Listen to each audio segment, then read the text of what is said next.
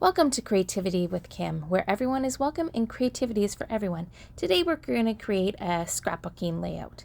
And I am using pattern 15 from the Make It From Your Heart volume 5. And I've used my grape ink pad, and I have some of it on an all-purpose mat.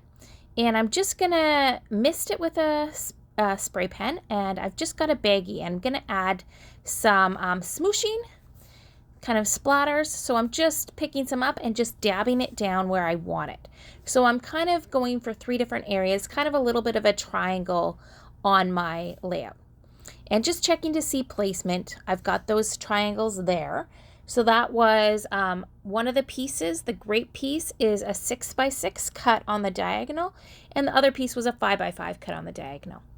Now, all these little pieces that I'm going to put here on this side are 1/2 inch by 1.5. I've inked them with my Harbor ink pad just straight to the paper. So I just put adhesive. There's 2 inches worth that I'm going to do. So I just covered the whole area top to bottom with adhesive to the 2-inch mark. I thought that would be faster than trying to put adhesive on each of the pieces.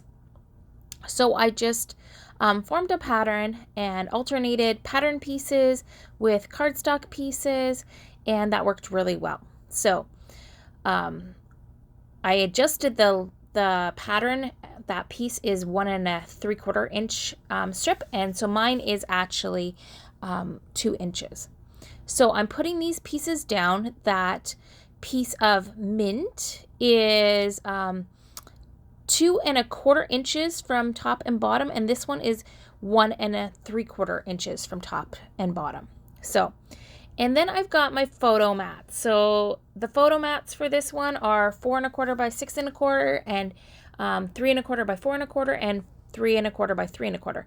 I created these by putting white cardstock through an embossing folder first, the kaleidoscope embossing folder, and then I ran my grape ink pad straight down them twice. And that's how I got that really cool effect.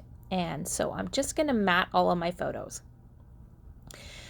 And I thought it was a fun technique. It really just adds a little pop of color. I had debated some different cardstocks to use. So I used the Sawyer paper pack with this and the coordinating colors of cardstock.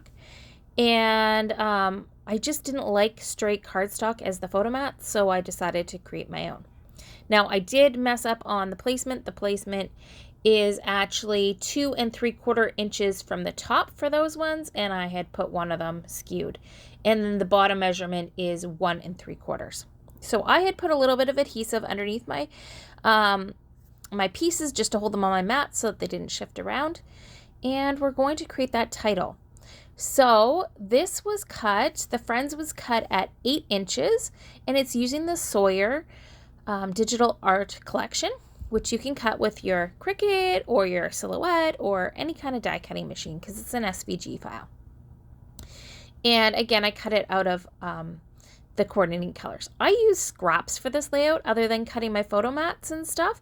It was a great way for me to use up a whole bunch of scraps. So I cut out a whole bunch of more of the using those scraps.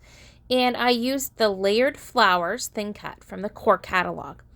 And this was my first time playing with it. I had it and hadn't played with it yet. So I am just layering up a whole bunch of the flowers. And you can kind of build them however you want. So I'm using my liquid glue to build these. And I use that for the title too, because it gives you a little bit of play to wiggle things around and get them lined up. Putting foam tape under that Friends so that it'll pop up. So I have it sitting there. I'm curling all the edges of my leaves and my flowers. Just gives them a little bit more dimension. You could also ink them. I didn't for this one, but you could totally ink them. And then just playing with placement. So I've sped this up because I didn't want you to have to sit there while I figured out where everything should be. Some of the leaves, I ended up cutting them down to 2 pieces. 2 of the leaves and separating them so that I could just tuck them how I wanted. So I'm using liquid glue for the leaves, and I'm using tape runner and foam tape for some of the flowers. So I popped up some of the flowers with stuff, and then others I didn't. That best I put down just with the dot adhesive. I'm adding a little piece of foam behind that one leaf and making sure I curve it up a little bit. So, And then I decided for the word best that I wanted to add, oh, before I do that, I am going to add some of the wildberry loose sequins and just adding those in as an extra embellishment, kind of into those clusters,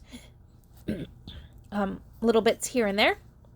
And I just use the liquid glue, and I put on the bigger flowers, I put a sequin in the middle of them.